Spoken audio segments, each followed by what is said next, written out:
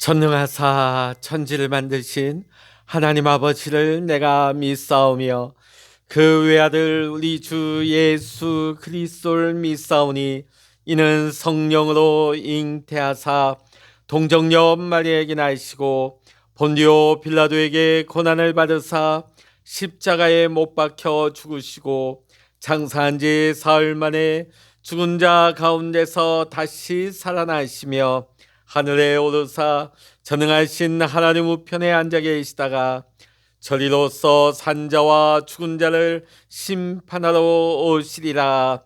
성령을 믿사오며 거룩한 공예와 성도가 서로 교통하는 것과 죄를 사하여 주시는 것과 몸이 다시 사는 것과 영원히 사는 것을 믿사옵나이다. 아멘. 찬송가 182장입니다. 찬송 182장입니다.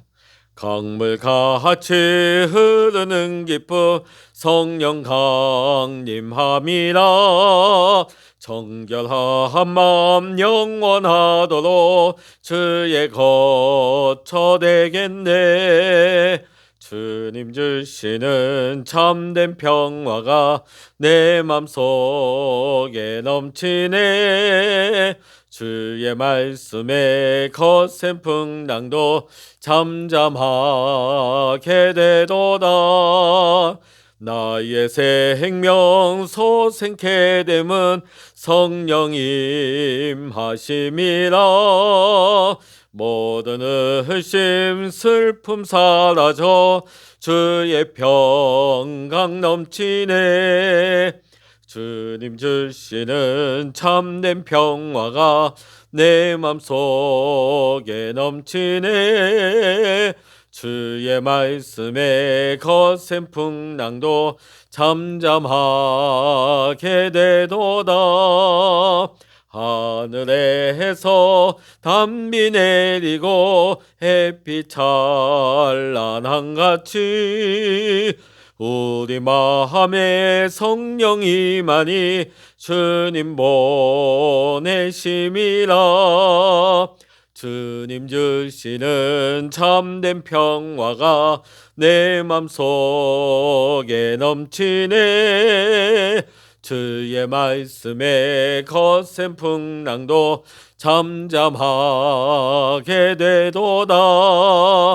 생명신에 넘쳐 흘러서 마른 광야 적시니 의의 열매 무르익어서 주수를 기다리네. 주님 주시는 참된 평화가 내 맘속에 넘치네. 주의 말씀에 거센 풍랑도 잠잠하게 되도다. 놀라우신 주의 은혜로 그의 얼굴 뵙겠네. 평화로운 안식처에서 영원토록 쉬겠네. 주님 주시는 참된 평화가 내 맘속에 넘치네. 주님 주시는 참된 평화가 내 맘속에 넘치네. 주의 말씀에 거센 풍랑도 잠잠하게 되도다. 아멘. 이 시간 우리에게 주시는 하나님의 말씀 신약성서 고린도전서 2장 6절로부터 16절까지 말씀입니다. 신약성서 265면 고린도전서 2장 6절로부터 16절까지 함께 말씀 읽겠습니다. 그러나 우리가 온전한 자들 중에서는 지혜를 말하노니 이는 이 세상의 지혜가 아니요 또 이 세상에서 없어질 통치자들의 지혜도 아니요 오직 은밀한 가운데 있는 하나님의 지혜를 말하는 것으로서 곧 감추어졌던 것인데 하나님이 우리의 영광을 위하여 만세전에 미리 정하신 것이라. 이 지혜는 이 세대의 통치자들이 한 사람도 알지 못하였나니 만일 알았더라면 영광의 주를 십자가에 못 박지 아니하였으리라. 기록된 바 하나님이 자기를 사랑하는 자들을 위하여 예비하신 모든 것은 눈으로 보지 못하고 귀로 듣지 못하고 사람의 마음으로 생각하지도 못하였다 함과 같으니라. 오직 하나님이 성령으로 이것을 우리에게 보이셨으니 성령은 모든 것 곧 하나님의 깊은 것까지도 통달하시느니라. 사람의 일을 사람의 속에 있는 영 외에 누가 알리요? 이와 같이 하나님의 일도 하나님의 영 외에는 아무도 알지 못하느니라. 우리가 세상의 영을 받지 아니하고 오직 하나님으로부터 온 영을 받았으니 이는 우리로 하여금 하나님께서 우리에게 은혜로 주신 것들을 알게 하려 하심이라. 우리가 이것을 말하거니와 사람의 지혜가 가르친 말로 아니하고 오직 성령께서 가르치신 것으로 하니 영적인 일은 영적인 것으로 분별하느니라. 육에 속한 사람은 하나님의 성령의 일들을 받지 아니하나니 이는 그것들이 그에게는 어리석게 보이며 또 그는 그것들을 알 수도 없나니 그러한 일은 영적으로 분별되기 때문이라. 신령한 자는 모든 것을 판단하나 자기는 아무에게도 판단을 받지 아니하느니라. 누가 주의 마음을 알아서 주를 가르치겠느냐? 그러나 우리가 그리스도의 마음을 가졌느니라. 아멘. 할렐루야. 오늘 이 아침에도 함께 기도하시는 우리 사랑하는 모든 믿음의 성도님들과 여러분의 가정과 또한 여러분의 기도의 제목 위에 오늘도 하나님의 크신 은혜와 평강의 축복과 기도 응답의 축복이 함께 하시기를 이 시간 주의 이름으로 간절히 축원합니다. 사도 바울은 이 세상 지혜가 얼마나 무능한 것인지를 경험한 분이었습니다. 바울이 그의 초기 사역에서 자신의 지혜, 어떤 철학, 또 언변, 자신의 능력으로 복음을 전하다가 사람의 지혜가 인간을 구원하는 일에 무능하다는 사실을 경험했습니다. 그러니까 헬라 사회죠. 헬라 철학을 우선시하고 또 웅변을 내세우는 그 지역에서 사도 바울이 자신이 있었습니다. 자신의 언변과 자신의 철학, 자신의 어떤 학문, 그것을 가지고 그들을 설득하려고 했습니다. 그러나 초반에는 그 모든 것들이 실패하고 말았습니다. 그러고 난 다음에 철저하게 이제는 하나님의 방법으로만 복음을 전하겠다는 결심을 하게 됩니다. 이러한 결심을 바울은 고린도 교회를 향해 이렇게 고백을 합니다. 하나님은 오직 하나님의 지혜로 인간을 구원하셨다고 이렇게 말씀을 전하고 있죠. 사도 바울은 온전한 지혜와 세상의 지혜를 구분하고 있습니다. 사도 바울은 고린도전서 1장 20절에서 지혜 있는 자가 어디 있느냐, 선비가 어디 있느냐, 이 세대의 변사가 어디 있느냐, 하나님께서 이 세상의 지혜를 미련케 하신 것이 아니냐라고 말씀했습니다. 이 세상 지혜로는 하나님을 알지 못한다고 말씀을 했습니다. 우리는 지혜를 구분할 수 있는 능력을 가져야만 하는 것입니다. 세상의 지혜가 어떤 것입니까? 배워서 아는 지혜입니다. 또 경험으로 깨닫게 되는 지혜인 것이죠. 이 지혜는 하나님이 없는 지혜이기 때문에 참된 지혜가 될 수가 없는 것입니다. 예를 들면 빌립의 지혜와 안드레의 지혜는 달랐습니다. 예수님께서 공생의 사역을 하실 때 빈들에서 빌립은 예수님께 사람들의 숫자가 많음을 이야기했습니다. 또 시간을 이야기했습니다. 또 장소를 이야기했습니다. 한마디로 현실적인 문제를 이야기한 것이죠. 빌립의 이야기에는 사람의 지혜가 담겨 있습니다. 그러나 정작 빌립의 지혜 속에는 예수님이 없었던 것입니다. 그러나 반면 안드레는 예수님 앞에 어린아이의 오병이어를 가지고 나왔습니다. 인간적으로 보면 이거는 말도 되지 않습니다. 지혜가 없습니다. 대책이 없는 사람인 것이죠. 그러나 안드레의 생각 속에는 예수님이 계셨던 것입니다. 사도 바울은 지금 고린도 교회의 문제를 취급하면서 이 말씀을 하고 있는 것입니다. 무슨 문제든지 간에 인간적인 생각으로 문제를 풀면 해답이 없는 것입니다. 아무리 학자들이 나오고 전문가들이 나온다 할지라도 해답이 없는 것입니다. 예를 들어 예수님의 제자들이 갈릴리 바다를 건너다가 풍랑을 만났습니다. 제자들 가운데는 그 갈릴리 호수에 출신의 어부들이 많았기 때문에 그 문제를 능히 해결할 것처럼 보였습니다. 그러나 그들에게는 그 문제를 해결할 수 있는 해답이 없었습니다. 이것이 오늘 세상의 모습인 것입니다. 그러나 반대로 하나님 안에서 보면 그곳에 해답이 있습니다. 성경은 예수님 안에 인생의 모든 문제의 해답이 있음을 말씀하고 있습니다. 풍랑에 시달리던 제자들이 예수님을 흔들어 깨웁니다. 그때 비로소 모든 문제가 해결되어집니다. 예수님이 바로 해답이시기 때문입니다. 가나 혼인잔치에 포도주가 다 떨어졌습니다. 해답이 없습니다. 그러나 예수님 앞에 그 문제를 가지고 나왔을 때 주님께서는 해답을 가지고 계셨습니다. 하나님의 지혜는 오랫동안 감추어져 있는 지혜이기 때문에 하나님을 통해서만 이 지혜를 알 수 있는 것입니다.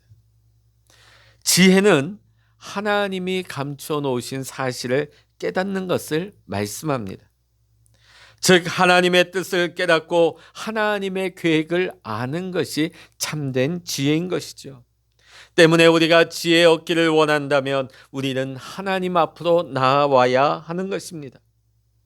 사도 바울은 하나님의 지혜가 감추어진 곳을 십자가라고 말씀하고 있습니다. 하나님은 십자가의 인간 구원의 가장 놀라운 계획을 감추어 두었다고 말씀하고 있습니다. 구원을 얻는 사람들에게는 하나님의 지혜이지만 구원을 알지 못하는 사람에게는 미련한 것이 되는 것입니다. 구원을 얻는 사람에게는 십자가가 영광이지만 구원을 알지 못하는 사람에게는 오히려 십자가가 수치가 되는 것입니다. 십자가는 하나님의 비밀을 푸는 가장 중요한 열쇠가 되는 것입니다. 성도는 이것을 깨달아야 자신의 모든 삶 속에서 하나님의 지혜를 발견할 수 있는 것입니다. 하나님은 고난 속에 하나님의 영광을 감춰 놓으시고 또한 낮음 속에 높음을 감춰 놓으시고 핍박과 시련 속에 거룩한 하나님의 위로와 상급을 감추어 놓으셨습니다. 바울은 이 사실을 알았기 때문에 우리가 받는 고난은 장차 우리가 누릴 영광과 좋게 비교할 수 없다고 말하였던 것입니다. 그러므로 9절 말씀에 하나님이 자기를 사랑하는 자들을 위해서 예비하신 모든 것을 눈으로 보지 못하고 귀로 듣지 못하고 마음으로 생각하지 못한다고 했습니다. 하나님이 감춰 놓으신 복은 사람의 본성으로는 발견할 수 없다, 이 말씀이죠. 성경은 철저하게 우리의 본성으로는 하나님의 구원을 깨달을 수 없다는 것을 말씀하고 있습니다. 우리 인생이 하나님이 감춰 놓으신 비밀을 풀 수 있는 열쇠는 오직 성령님이십니다. 성령님만이 인생의 하나님의 비밀의 세계를 보여주시고 깨닫게 하신다는 말씀이죠. 성도님은 그래서 우리 모든 성도들은 성령의 사역에 대해서 부정적이 되어서는 안 됩니다. 늘 적극적이고 긍정적인 믿음을 가져야 하는 것입니다. 마태복음 12장 32절의 말씀 보면 또 누구든지 말로 인자를 거역하면 사하심을 얻되 누구든지 말로 성령을 거역하면 이 세상과 오는 세상에도 사하심을 얻지 못하리라 말씀하셨습니다.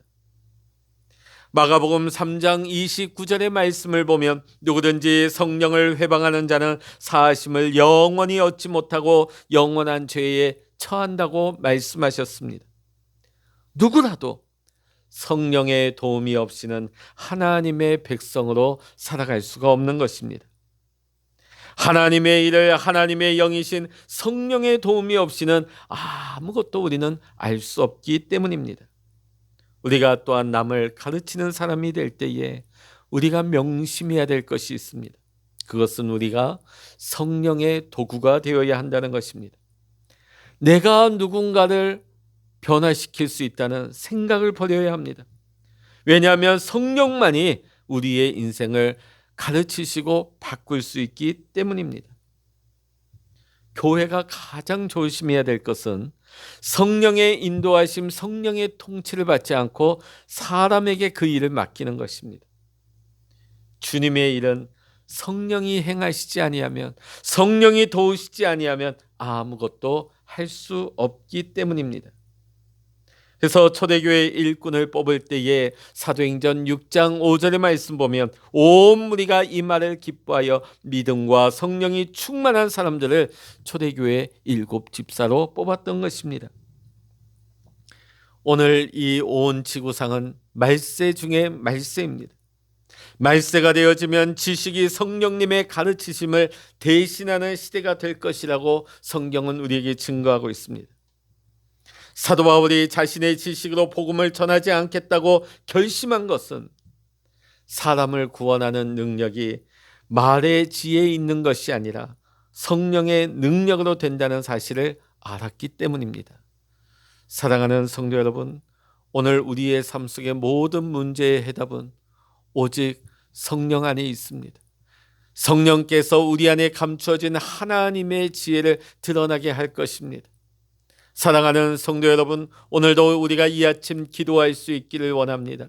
성령님, 내 안에 감추어진 하늘의 지혜가 밝히 깨달아게 하시며 하나님의 뜻이, 하나님의 계획이 드러날 수 있도록 성령님 오늘도 나를 인도하시고 가르쳐 주시옵소서.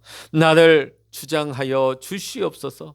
오늘도 성령의 크신 은혜를 구할 수 있는 저와 여러분이 다 될 수 있기를 이 시간 주의 이름으로 간절히 축원합니다. 기도하시겠습니다. 할렐루야. 하나님 아버지, 세상의 지혜는 결코 우리를 변화시키거나 바꿀 수 없습니다. 세상의 지혜는 결코 우리 모든 문제의 해답이 될 수 없습니다. 하나님만이 우리의 모든 참 지혜가 되시고 우리의 능력이 되십니다.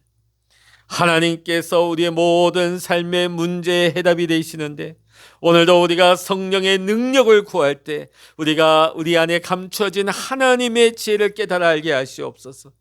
하나님의 뜻을 알게 하시며 하나님의 행하실 모든 계획을 깨달아 할 때 오늘도 우리가 믿음으로 인내하게 하시고 소망 가운데 거하게 하시고 오늘도 우리가 소망 가운데 기도하게 하여 주시옵소서. 오늘도 이 아침 기도의 골방에서 기도하는 우리 모든 성도들에게 성령의 능력을 부어주시고 하늘의 지혜를 밝히 깨달아 알게 하여 주셔서 오늘도 하나님의 뜻과 계획 가운데 믿음 안에 살아갈 수 있는 우리 사랑하는 성도들 다 될 수 있도록 주여 인도하여 주시옵소서. 모든 감사와 영광을 주님께 올려드리며 우리 주 예수 그리스도의 이름으로 간절히 기도하옵나이다. 아멘. 찬양하라 내 영혼아, 찬양하라 내 영혼아, 내 속에 있는 것들아 다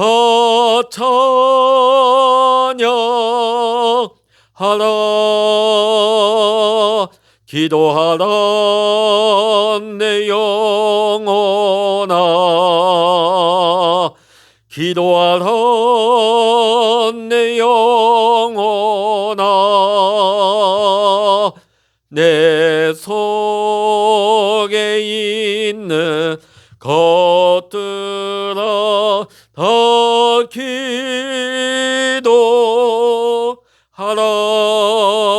기도하라. 주여 일창으로 합심하여 기도하십니다. 주여